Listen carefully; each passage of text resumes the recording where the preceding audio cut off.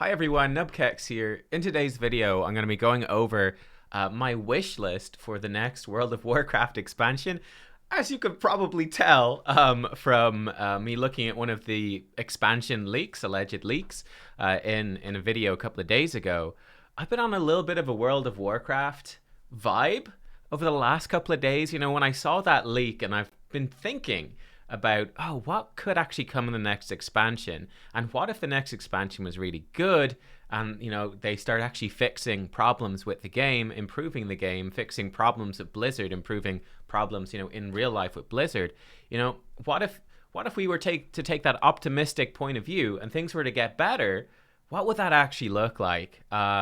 So yeah, that's what we're going to be doing in today's video. This was very much inspired by Michael from Bellular Gaming. I mean, Bellular, as you'd probably know him, right? Who was talking about a Mythic plus solo queue. He tweeted this out, I think, today. Yeah, today. Just a couple hours ago. He said, Mythic plus solo queue. Harsh levers penalty, remove key depletion, do some funny business to make Keystone's bit work. If WoW is just going the way of big instant content game, would that make sense? Are the old social days dead? Could they be earned back in other ways? And then he goes on to give some examples. You know, the high-end people will be doing pre-mades. A large strength of Final Fantasy 14 is their roulettes. I'm going to talk about this too, because this is also going to inform some of my opinions about what could come in WoW. I think some of the stuff that Final Fantasy 14 does really well could actually be good for WoW too. You can progress your character when you don't have much time. But there's other ways to keep player social things alive with player housing and pro-social features, all that sort of stuff. And I very much agree with this. It's just odd that there's no way someone can hop in, run a queued dungeon, progress their character. Surely there's a lesson to be learned here. And then there's a bunch of interesting responses, like the idea will help new players in M+, rolling a new alt, all this sort of stuff, from some THD lock. THD. Anyway, that was his idea, which has prompted today's video, where I am going to return to that idea, and I've also got several of my own. Without any further ado, let's dive in and let's talk about this. These are the things, the big changes I want to see. Actually, I say big change. The first change is a small change, which is simply adding a commendation system for any sort of match-made content. So this is very simply just an easy way to be nice for the sake of being nice. And why not put that in the game? This is actually directly from Final Fantasy 14. You know, when I finish a dungeon or any sort of queued content in Final Fantasy 14, at the end of that dungeon, a thing pops up and it's literally called player commendation. I can pick one of the players I group with and give them a commendation. And when they leave the dungeon, they get to see that, hey, you know, one player gave me a commendation for this dungeon, or 3 players gave me a commendation for this raid, or whatever it might be. You get to see this nice little message in your chat log. A player gave you a commendation. Someone thought that you were cool. They gave you a thumbs up. And I think that's just a really nice thing. You can make it kind of fancier. You know, you could give someone, a player thought that you were very skilled at your class. A player thought you were a good leader. A player thought you were, a good team player, that you were positive. You didn't give up. Whatever. There's tons of this and lots of different games. I think League of Legends is a similar thing.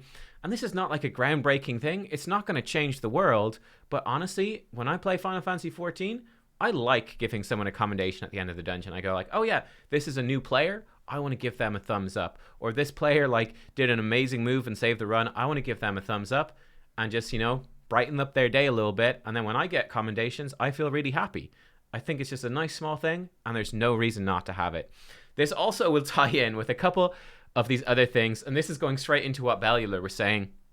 I actually completely agree with him, and I 100% think that solo queue for Mythic Plus is something that should come.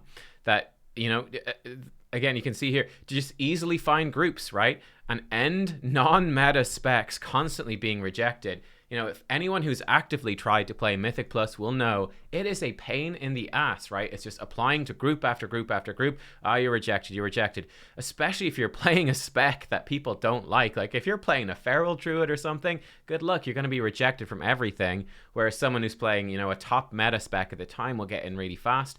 And it's just a real hassle. And it's this huge barrier to entry for Mythic Plus. Or, oh, you don't have enough score, blah, blah, blah.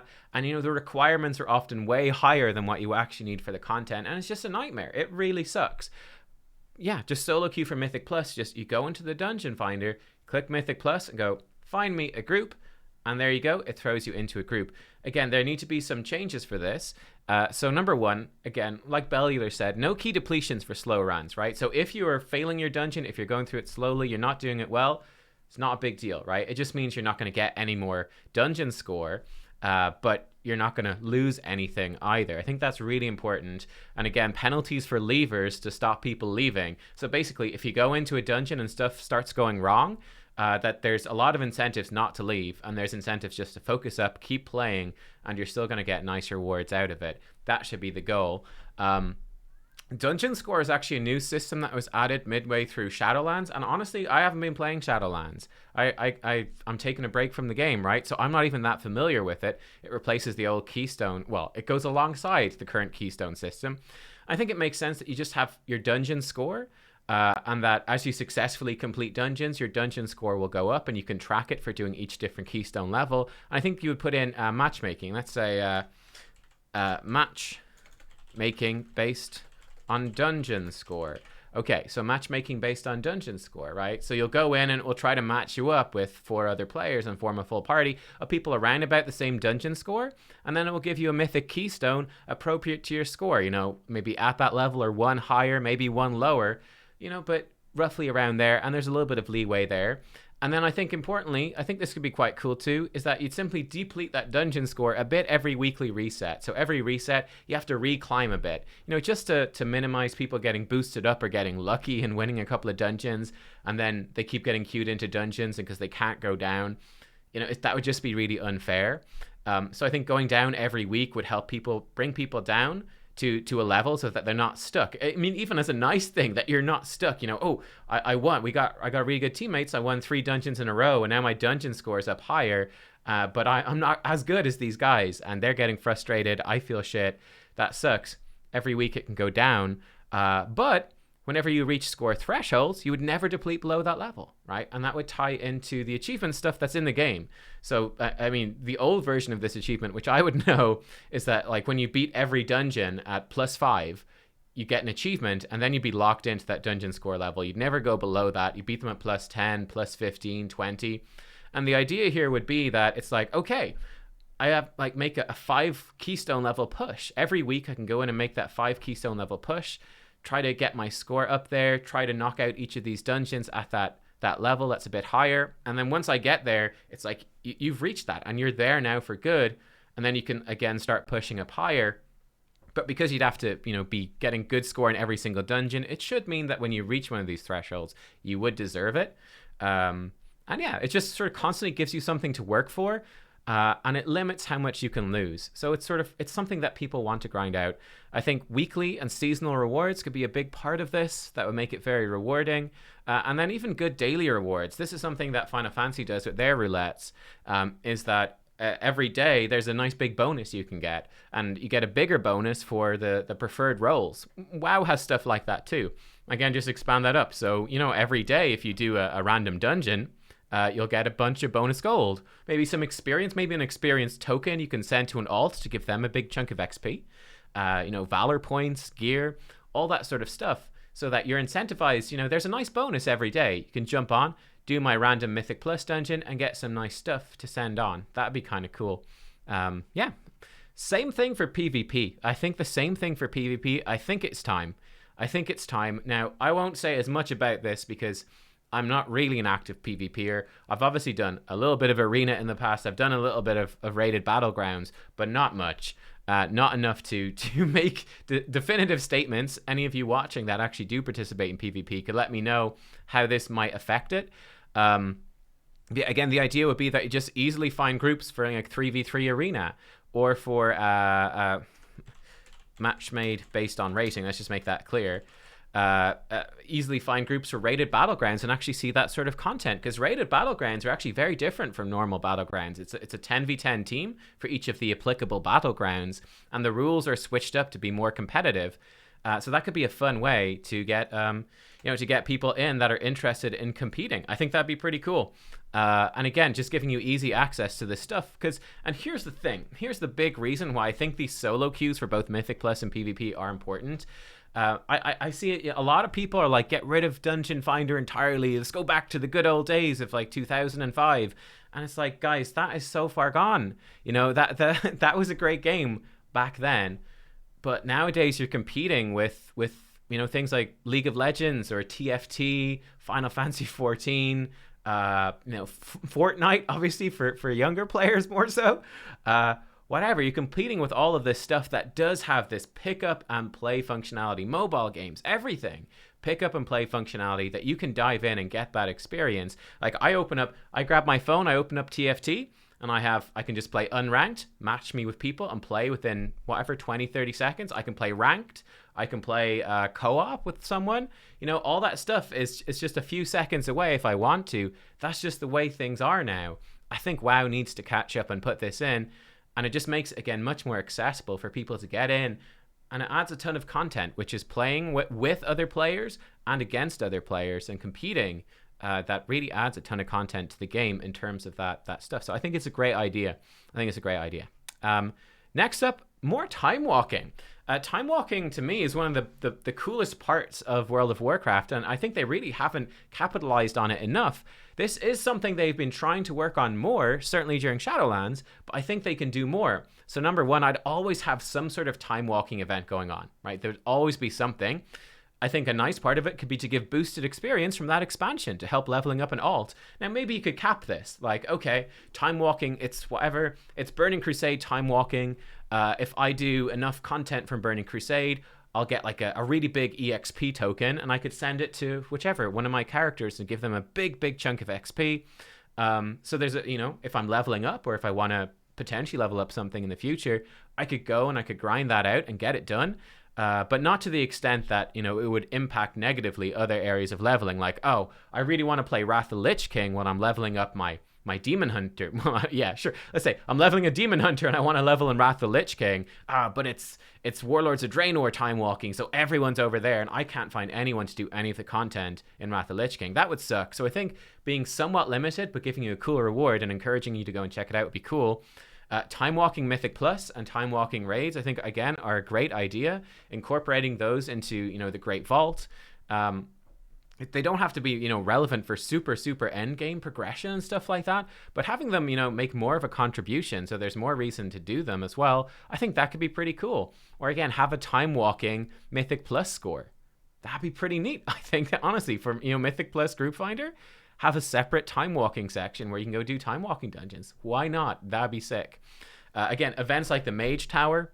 I didn't come back to play it. I will check it out when next I come back to the game, probably. Hopefully it's up then. But yeah, it's kind of annoying for me going, like, as someone who's very much on a break from WoW right now, like I was kind of half thinking of coming back and checking out the Mage Tower.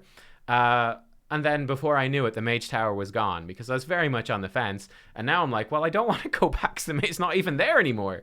So what's even the point of coming back now? It's really silly. So I think, you know, having those events on like Mage Tower would be a cool thing. So there's always something kind of different and interesting happening.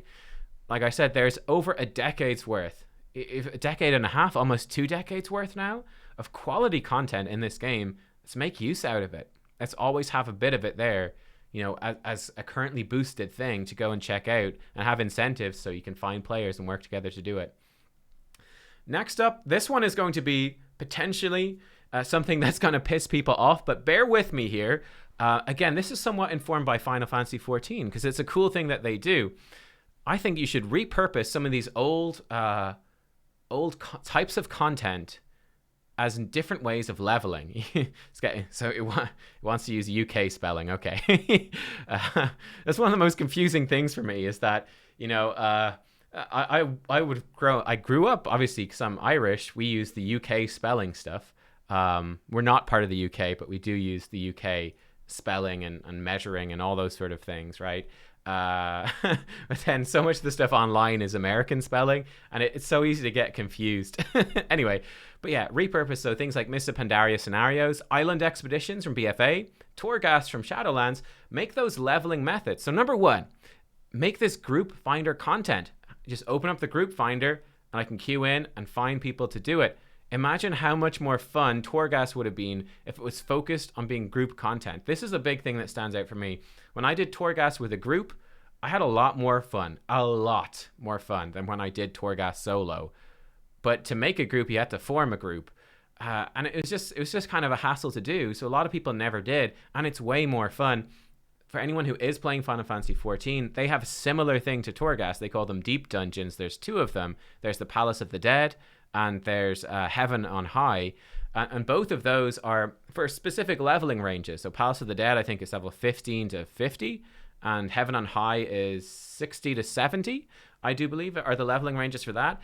And these are the things you go in, and it's a 4-player sort of roguelike tower climbing experience. And you just go in, you can matchmake with people, and you just blast through it. You know, get to play your class, try out your class, get fun power-ups, and just blast through some content and get some efficient leveling done. It's not the only way to level, but it's an alternative to level. So you can go, I don't feel like spamming dungeons today, or I don't feel like doing quests today. I'm going to go do Torghast today, or scenarios, or islands, or something. I'm going to go do this other sort of content to mix it up. Or maybe today I'll do PvP, whatever. There's just a whole bunch of different ways to level to make leveling more fun and trying out different classes. I think that'd be super cool. Again, potentially you could limit these to a certain level range, give comparable experience to dungeon or world quest spam, right? Again, just be one option of way to level, you know, not the only option, but one way. So there's variety there, and you can pick and choose when you want to do it. You could never do it if you don't want to, but if you enjoy it, then you can go and do it. Whenever you feel like it, go and do it.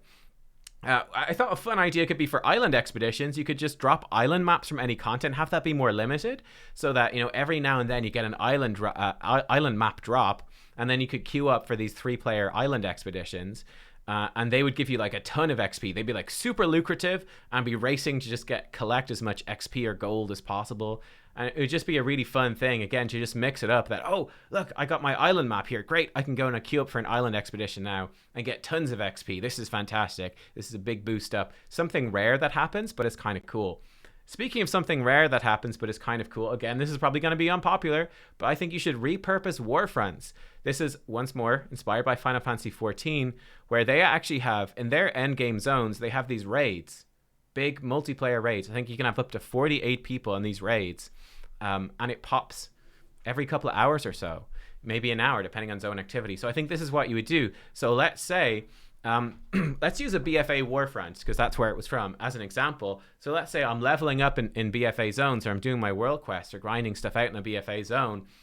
Maybe every hour or two in that zone will pop up. You are eligible to join the Warfront if you've been, you know, doing questing or whatever, if you've been active in the zone. You can queue up with that. Again, you just go into whatever, like go into the Arathi Highlands Warfront, and you just go and you do it, right? So this big action set piece with tons of other players, just this big epic scale thing. It doesn't have to be exceptionally hard, but it's just this big cool activity that pops very rarely, that gives you a huge amount of XP or a huge amount of rep, huge amount of currency, whatever it is.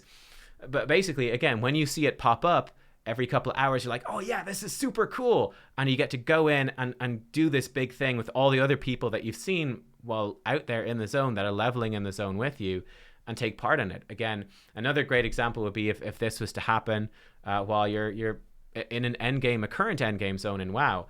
I'm trying to remember the name of the current zone in WoW. I can't even remember. But let's say from PFA, let's say you were in Nazjatar, and it'll pop up the Nazjatar Warfront. You're eligible to join, and then again, all the people you've been doing your dailies with, doing those grinds and stuff with, you can jump in and get a ton of rewards. I just think that's a really fun thing to do, a big piece of group content. The technology is there, so let's use it just to mix up World Quest rep grind gameplay with big group content. I think just mixing it up, adding that variety, adding something exciting that happens every now and then. Number 7, this is a big one. I really do think it is time for guild halls, guild housing, or player housing. I personally would lean towards doing guild housing first, and then introducing expanding player housing in a follow-up expansion. That would be what I think they should do. Okay, this is a big feature of so much of the competition.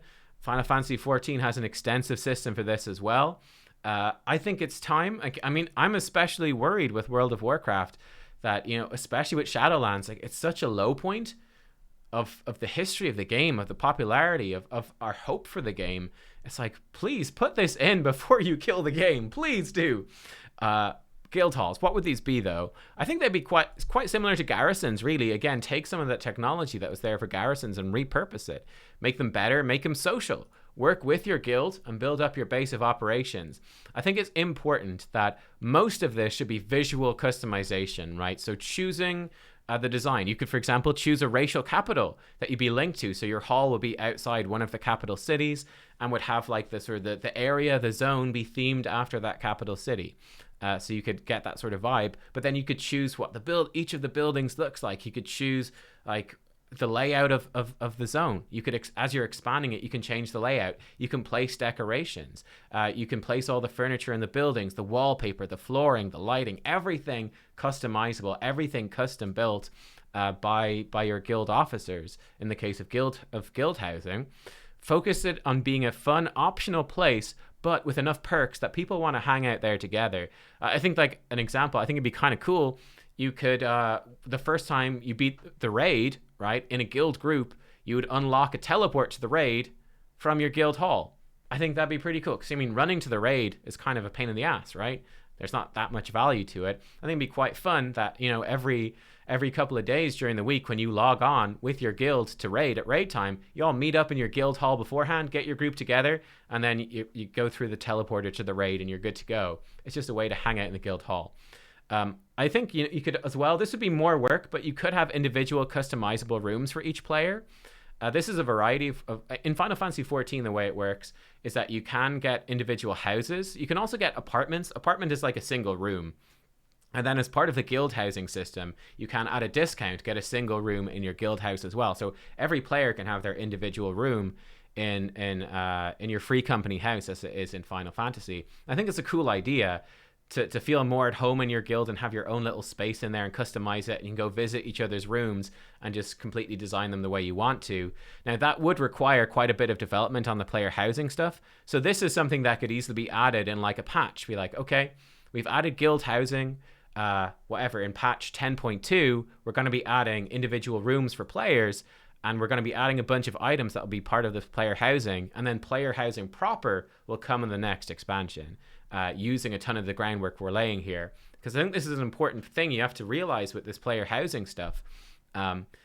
This is a system that takes a long time to develop, right? Adding more, I actually put it down here, constantly be adding new decorations, right? Add them into old content. Go run old raids, old dungeons, do PvP, whatever. Do all the sort of content in the game could drop music rolls to play different soundtracks in your housing areas. Again, different items to decorate with. And again, that's stuff that takes, there's so much art assets and work that goes into that. That takes a long time to develop, and it's something that should be added bit by bit with every single patch, so that it might start off fairly bare bones, but every patch you expand it, and in a couple of years' time, you've already got a pretty decent system. But it's something that needs to get in quickly enough so that they've got time to develop it. This is not a system that goes in finished on day one. This is something that is added to throughout multiple expansions. Just, it's a permanent system, an evergreen system. Anyway, I think that different amenities for your guild hall would be a good idea as well. So repair, a bank. I think probably keep the auction house for the capital city and have that be the big draw that's unique to the capital. I think different types of vendors would be cool as well, especially related to different crafting systems, just to easily get some of those convenient resources, and just be a great place to hang out and craft stuff with your guildmates. I think a guild hall Hearthstone would be a good idea as well. Potentially some teleports in the guild hall to specific places, like to the raid or potentially dungeons if you've unlocked that. You could have different buildings and perks, kind of garrison style, for different types of content. Dungeons, raiding, crafting, PvP. And you'd be unlocking these and building these up over time. But, you know, for your particular guild, you could unlock the stuff that's relevant to you first and invest in that first and all that sort of thing. Show off personal guild achievements, you know, like whatever, hang a Nixia's head up as a decoration. And yeah, just recognizing your achievements. You could add personal decorations for yourself or guild achievements, showing off the raids that you've beaten, all that sort of stuff. I think it'd be cool. And yeah, I think that'd be great. Number 8 then, cross-faction play. I think, again, it's about time. This is already in there for a lot of PvP content. There's a lot of cross-faction stuff for PvP. look, in terms of the storyline, it's often, nearly always, the Alliance and the Horde joining together to take down a bad guy. The big bad guy's here. Oh, we better give up that faction war and join together. It doesn't really make sense for separate factions. It always feels so forced when it's like, the faction war is reigniting. And it's like, we all know it's stupid. It's dumb. There's also the big issue of faction imbalance is a huge deal. It's a huge deal. So on most, on all the Western servers pretty much, like Europe and America, Horde is much bigger for endgame content. It's much more Horde biased, which sucks if you're Alliance side. Yeah, I think being able to queue up for like raids or dungeons with players of the opposite faction would help that imbalance out hugely. It would help you find better groups faster because it's a much bigger player pool then. I even wonder if they could maybe even just get rid of Alliance and Horde. Just go, you know what? I think that's a tricky one because it's a foundational pillar of the game. Alliance versus Horde. It's a foundational thing. But I think you could, in an expansion, you could get rid of it. I think you totally could get rid of it. Say, you know what? After all this time, they're finally come together. Alliance and Horde, they're just joined together as one. World PvP is kind of shitty anyway. Let's just accept it and move on and join them together. And they're just together now. Everyone is together. Just, yeah. And that's how it works now. I think they could do something like that. And it also would open up an interesting avenue, like a Star Wars style avenue, if they ever do a sci-fi light versus void expansion, where you could have like players then. You could even split it out again into two different factions for that and be like, choose the light or the void. Might be a terrible idea. But I wonder, what do you guys think about this? I'd be totally cool with it. Cause, like, I don't enjoy World PvP. I think it's shit. I think the servers can't handle it. It's a laggy mess. The idea of it is super cool, but it's just not practical. And I feel like it's just a token offering to people. But I guess you could leave in war mode for the people that want it. But yeah, that's sort of my feel. So I really don't care. It would just benefit me. But let me know what you think. Number 9. Number 9. I think improving and expanding gearing and professions. I think this is important. Number 1, make crafted gear matter. Like, the professions are just in a sorry state in the game right now. They're just so poor. They're so useless. It's such a waste of time. Make crafted gear something that's actually important. So I also think adding more types of gems, more enchants, all that sort of stuff, engineering upgrades, leatherworking upgrades, let you customize your gear much, much more. I actually think, I think as well, having less items and more individual. I actually think different colored sockets for gems was a pretty cool thing back in the day, and it adds more individuality to items. Because it's like, you're grinding out Mythic Plus these days or whatever, or your raids. Other content creators have made this point very much, which is, can you name the specific items that you have? You can probably name your trinkets, and that might be about it. The rest of them all blend together. All the secondary stats are fairly boring. The items themselves are pretty boring. It's just not interesting. It's just item level that you're grinding out for the most part and trying to target different secondary stats and blah, blah, blah. Like, there's probably 5 different types of glove that can drop from Mythic Plus, and they all blend together. One's got good secondary stats and the others don't, and you prefer to get one, but you don't really care what it is.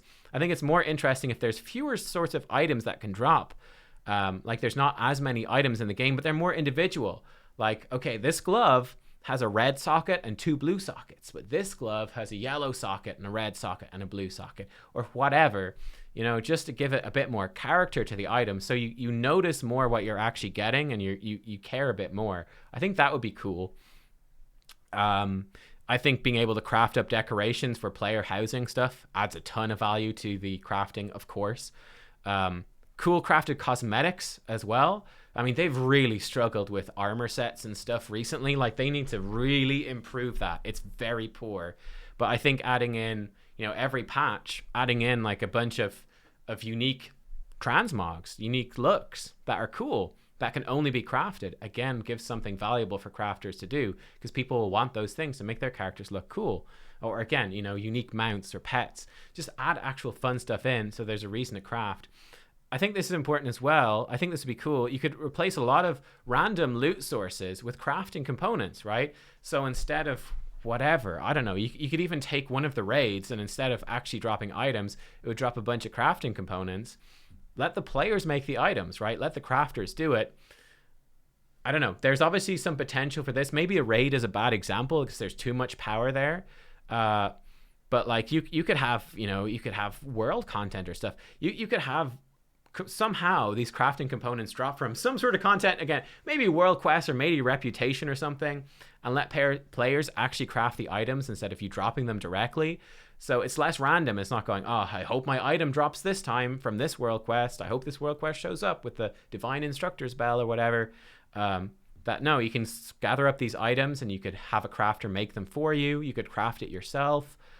You could buy it with gold. I guess the potential there is that people with lots of gold could just buy stuff. That would be a downside, or it could be too expensive for people to actually get in.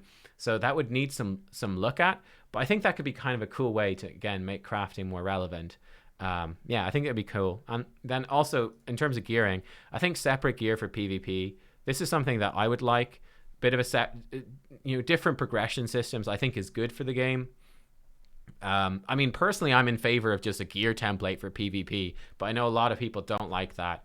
But for me, coming from PvP games, like a history of those games, I prefer just an even playing field and for skill to be the only thing that matters. But a lot of people don't want that. They want to get gear and win because they played more. So feel called out if that's you. Anyway, less time gating and borrow power. This is a big one. We're almost near the end here as well, guys. So a couple of points here at the end. Less time gating and borrow power. Like, an endless, meaningless grind is just not fun. That's what a lot of the borrow power is. Like, it was cool in Legion, and it had a bunch of cool stuff tied into it, like class halls, class sets, all the different appearances for your artifact weapon. Like, there was a ton of fun stuff in that, and all the class storylines. Like, they made it fun.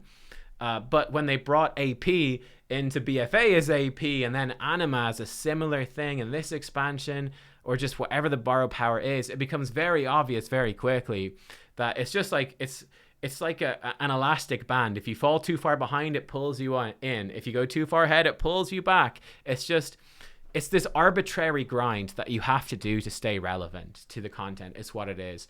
It's just this endless grind. That's no fun at all. I think, again, clearly arbitrary restrictions as well. So things like weekly limits on the soul cinders or whatever from Torghast, that was terrible. It's like, oh, you want to make your legendary item? Well, you can only earn this much a week. So log in every week and do your Torghast runs every week. It's a chore that you have to do on this weekly schedule so that we keep you subscribed for more.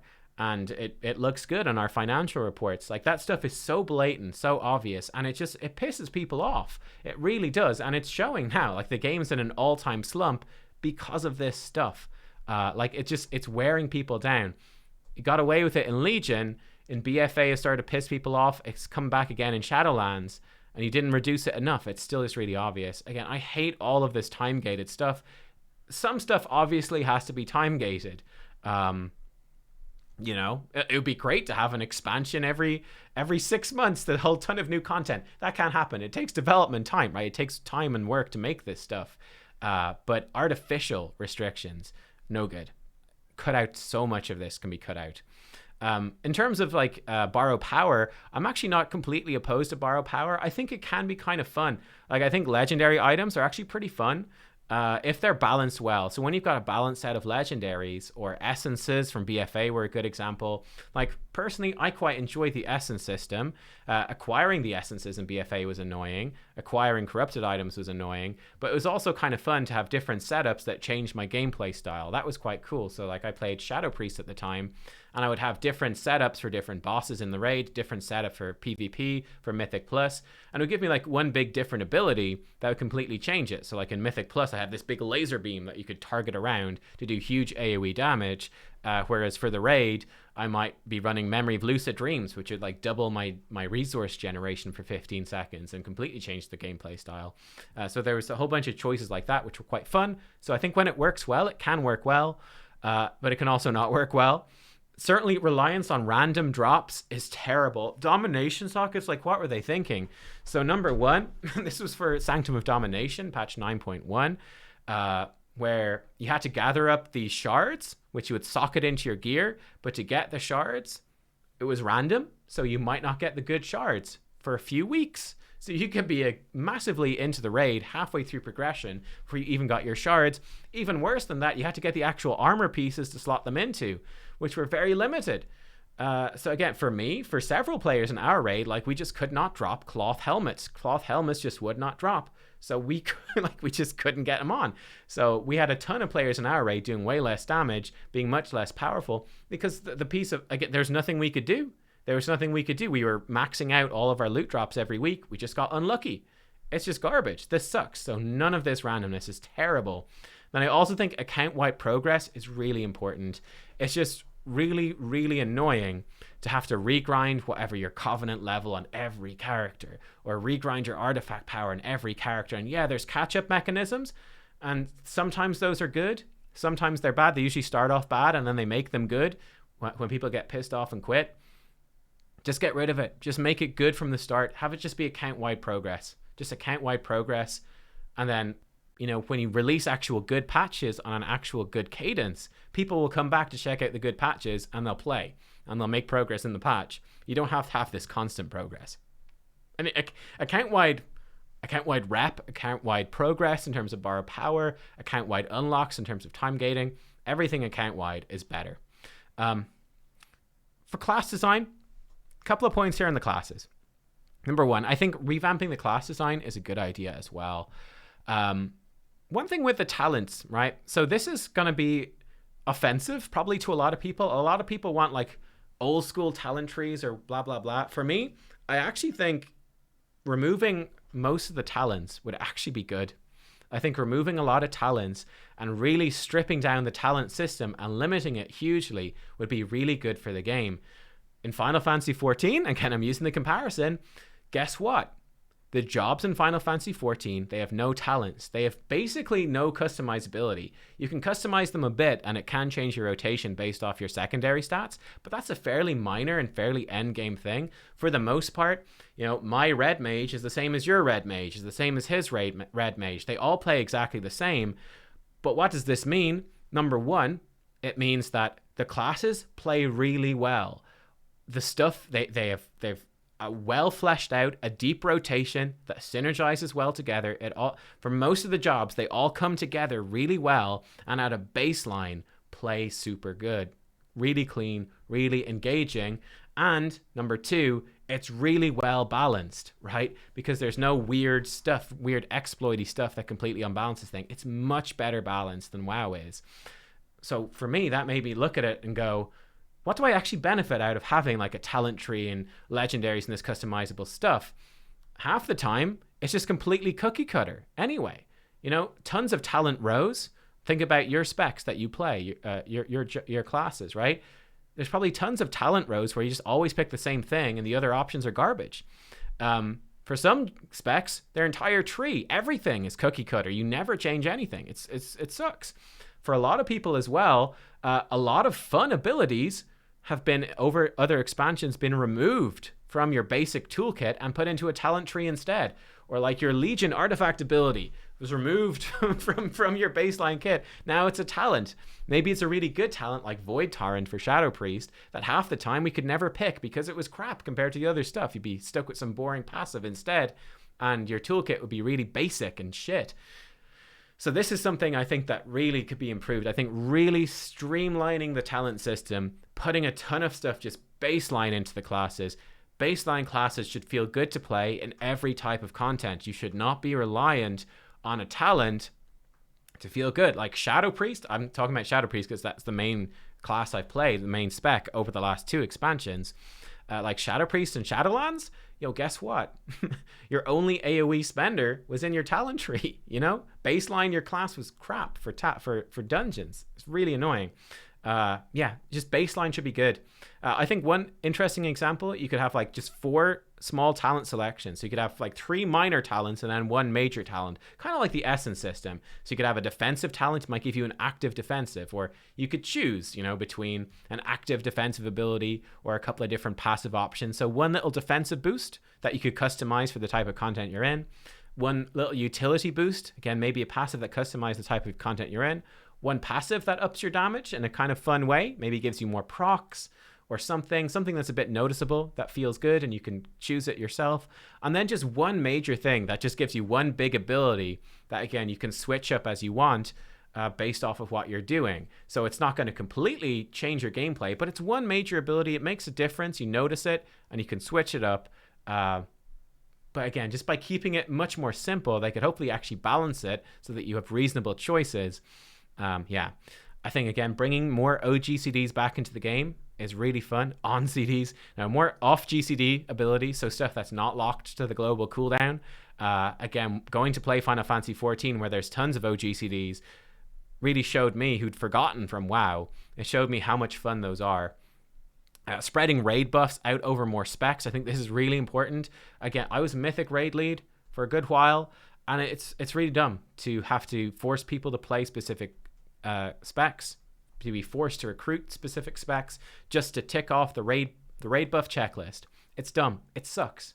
Nobody enjoys it. It sucks. Either get rid of it entirely, which isn't, I'd be fine with that, or again, spread them out over more specs. So instead of Monk being the only spec that brings 5% more physical damage done, and therefore a Monk is mandatory, spread out. Give Rogues that as well. I don't know, give someone else. Give Rogues and Hunters that ability too. Just make it easy to get these things so that you're not ticking your spec checklist. Also, making crafted alternatives to all these sorts of utility like raid buffs better. So, drums for bloodlust, scrolls for raid buffs, whatever. It gives something for crafters to do.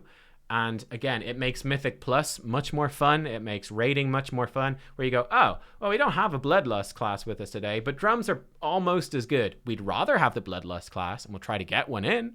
But if we don't, it's not too bad. Or, oh, we don't have intellect buff. Well, now at least we can use the scroll and get 70% of the benefit. That's okay. It's not too bad. We'd rather have an intellect buff, but we can do without it, instead of going like, well, I guess we just have 10% less healing and 10% less damage from the magic damage dealers. Way, great. Yeah, that stuff could be better. In terms of then more new stuff to be added, new classes or specs, and reworks to unpopular specs. New classes and specs, it's just fun. It's just fun to have something exciting and new and shiny and flashy. I think a Tinker would be a great new class. I think Blade Master could be a great new class. There's loads of potential. Some potential new specs, you could have like Chronomancer Mage. It would be a mage that heals using time magic and stasis spells. Earth Warder, Earth Warden Shaman. A Shaman tank the power with the power of the elements, use big two-handed weapons. There's so much potential there within the classes. One example of a rework I think would be cool, take Assassination and Subtlety Rogue, which kind of to me are both sort of doing the same thing as melee dagger wielding damage dealers. Make one of them the melee dagger spec, and then make the other one a range spec, right? We need more range specs in the game.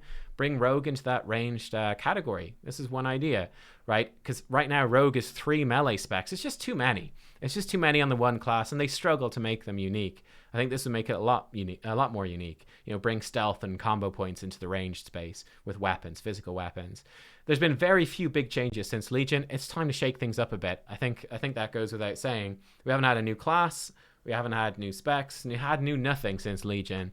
There were a couple of bigger reworks like Shadow Priest for Shadowlands, but it's pretty small scale. It's time for some big shakeups. There's a lot of unpopular specs in the game. Let's make them better.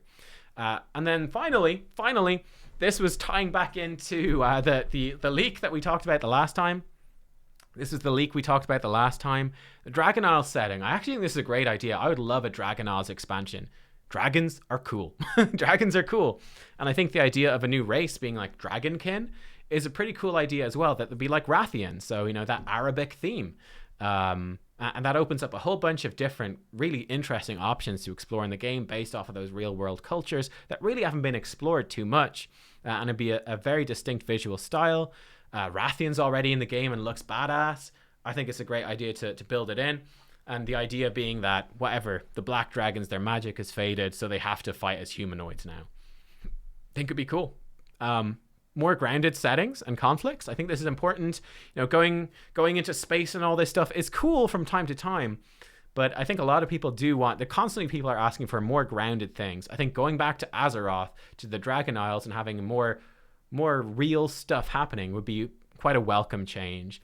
like going to the Dragon Peak zone. So you can imagine, and just picture in your mind whatever these zones might look like. For me, like Dragon Peaks, these soaring mountains, like clouds, lush, like verdant, vibrant, dragons flying around, just this huge spacious zone. So much you could do with that. I think like a Trog jungle, so a more, you know, primordial jungle with these huge monsters, like darker but also colorful and full of different sorts of life and mysteries. The idea would be just like this really interesting zones, just focused on exploring and just a good old adventure. We're just going on a good old adventure, exploring these zones. I thought this is a fun idea as well, that the world soul of Azeroth would be born as a character, you know, Azeroth, that she could even be a dragon. I thought that was a great idea, that our world soul will be this dragon, and we have to sort of help her fix up the world and find her way in the world, and not even having a big bad guy, just us being the heroes. The jailer fell flat. People don't like the jailer because he's boring. We don't need a big bad guy, but we can have a story that really focuses on us being the hero and on fixing the world, on making things better, and actually feeling like we're doing something useful, rather than just kind of being a camera that watches Thrall and Jaina be idiots. Fix the sword in Silithus, right? Change zones bit by bit as you progress the story. So like as you're going through the story and helping Azeroth fix these zones, actually see the zones change and become more beautiful, more intriguing, open up new areas, all that sort of stuff. Endgame zones, I think, is a perfect opportunity for this that could change over the time as the server community works together. Kind of like the Isle of Quel'Danas back in TBC. I thought this was a really cool thing back then. I think it would work really well now, that basically as the realm is progressing, the Broken Shore in Legion did a similar thing. You'd unlock new areas, you'd unlock new perks like flying by working together as a realm, basically making this Azeroth progress, like powering up Azeroth's world soul, helping her come to term with her powers, maybe even having it even a progress in each different zone could happen, and have that be a thing, right? That instead of, you know, my personal Covenant progress, which has tons of problems, like, oh, I'm on a new character, regrind my goddamn Covenant, gotta do my Covenant story on my alt again, oh, it's just shite, it just sucks, right? Instead of that, have realm-wide progress, that yes, our realm is working together with Azeroth to fix whatever, the Dragon Peaks. We're in the Dragon Peaks, we're fixing the Dragon Peaks, we're all working together, and we're seeing this progress, and I can take part in it, play my part,